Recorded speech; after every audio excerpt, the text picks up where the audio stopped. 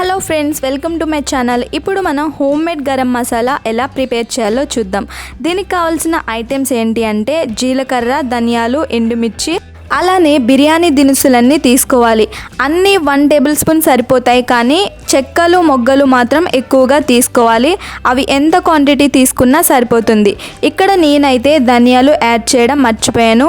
So తర్వాత ధనియాల powder అయితే చేసుకున్నాను. ఒకవేళ కనుక మీరు కూడా ఎప్పుడైనా మర్చిపోయినా సరే మనం ధనియాలు సెపరేట్గా అయినా సరే పౌడర్ చేసుకొని మిక్స్ చేసుకోవచ్చు. ఇప్పుడు ఇవన్నీ తీసుకున్నాం కదా, ఇవైతే మనం ఒక ప్యాన్ పెట్టుకొని ఆయిల్ ఏమీ లేకుండా డ్రై రోస్ట్ చేసుకోవాలి. ఎంతసేపు అంటే మనకి ఎప్పుడైతే అరోమా అనేది బయటకు వస్తుందో, అంటే స్మెల్ అనేది మనకి తెలుస్తుంది కదా, ఎక్కువగా అరోమా అనేది వస్తుంది. సో అప్పుడైతే మనం స్టవ్ ఆఫ్ చేసుకోవాలి.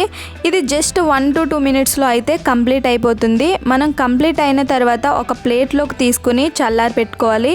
ఇలానే ప్యాన్లో ఉంచేస్తే మాడిపోతాయి. సో వెంటనే అయితే మనం కంప్లీట్ అయిన తర్వాత ప్లేట్లోకి తీసుకుని చల్లారి పెట్టుకున్న తర్వాత మిక్సీలో పౌడర్ చేసుకోవాలి. ఈ మసాలా పౌడర్ అనేది బిర్యానీలోకి అయినా సరే, లేకపోతే నాన్ వెజ్ కర్రీస్లో అయినా, వెజ్ కర్రీస్లో అయినా, దేనిలో అయినా సరే పర్ఫెక్ట్గా సెట్ అవుతుంది. సో ఫైనల్గా మనం ఇలా అంతా ప్రాసెస్ అయిన తర్వాత మిక్సీలో వేసుకుని మెత్తగా గ్రైండ్ చేసుకుంటే సరిపోతుంది.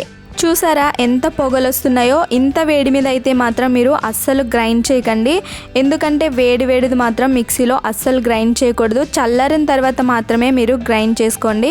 మనం ఇలా మిక్సీలో మెత్తగా గ్రైండ్ చేసిన పౌడర్ని ఒక 8 గాజు సీసాలో స్టోర్ చేసినట్లయితే 6 to 8 months వరకు అయితే అస్సలు పాడవకుండా ఉంటుంది.